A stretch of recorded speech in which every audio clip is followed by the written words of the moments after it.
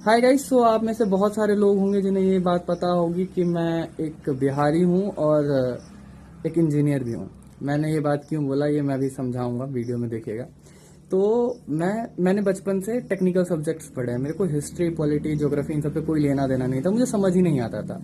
लेकिन अभी अचानक से ना दिमाग में क्यूरियोसिटी बन गई कि मुझे ये चीज़ जाननी है, क्यों, किस लिए, क्या। और इससे पहले क्या था ना, मेरी नॉलेज ऐसी थी कि मुझे बस इतना पता था कि अशोक नाम का कभी कोई एक राजा हुआ करता था हमारे भारत के इतिहास में।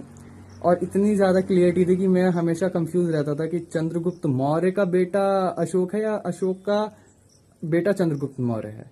अब जब ये पढ़ा तो पता लगा कि चंद्रगुप्त का पोता है अशोक। मैं ये चीज़ें आपको इसलिए बता रहा हूँ ना, जब मैंने हिस्ट्री पढ़ी तो मुझे ये समझ में आया कि अशोक अशोक नहीं है, वो सम्राट अशोक है।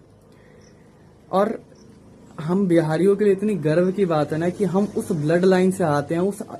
उसके अगर आप इतिहास पढ़िए एक बार, आपको समझ में आएगा। उस बंदे ने उस टाइम पे 16 महाजनपद हुआ करते थे, जिसने अपना 16 के 16 महाजनपदों पर अपना अधिकार जमाया, जिसने गांधार से लेके अपना शासन यहाँ दक्षिण भारत तक फैला दिया।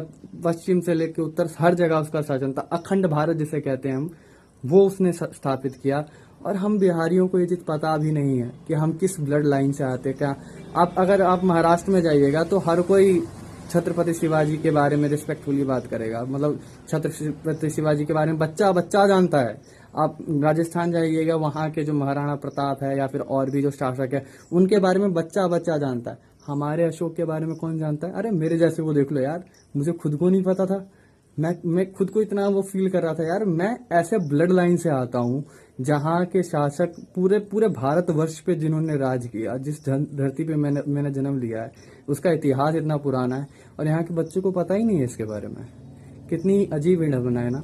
तो प्लीज अगर आप बिहारी हैं तो जरूर इस चीज को पढ़िएगा और गर्व फील कीजिएगा जब आप पढ़ेंगे ना कि अशोक ने इतना ज्यादा किया, उसने इतनी ज्यादा तबाही मचाई थी ना, और फिर लास्ट में उसने इतने अच्छे अच्छे काम किए, इतने अच्छे अच्छे। जब आप उसके बारे में पढ़ेंगे, जब उसका पूरा हृदय परिवर्तन हो गया, तब लगेगा कि हाँ शासक हो तो ऐसा। क्योंकि उसके बाद फिर कोई आया ही नहीं राजा, जैसा जिस तरह का वो राजा था उसके जैसा राजा फिर कोई आया ही नहीं। एक बार पढ़िएगा जरूर।